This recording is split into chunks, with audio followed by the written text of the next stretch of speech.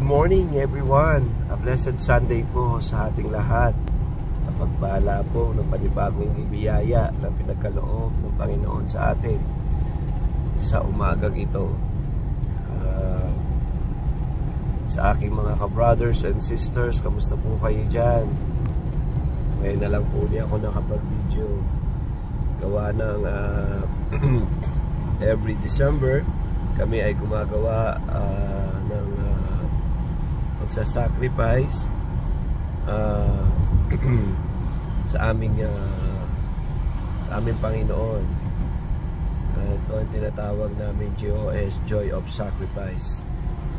Diba nga, sabi nga sa Matthew 7:21, hindi ang bawat nagsasabi sa akin, Panginoon, Panginoon, ay papasok sa kaharian ng langit, kundi ang gumaganap ng kalooban ng aking Ama ay nasa langit. Praise God. Dahil kahit tayo ay laging nagdadasal sa Panginoon, iba pa rin pag ikaw ay gumagawa o gumaganap ng kalooban ng Panginoon.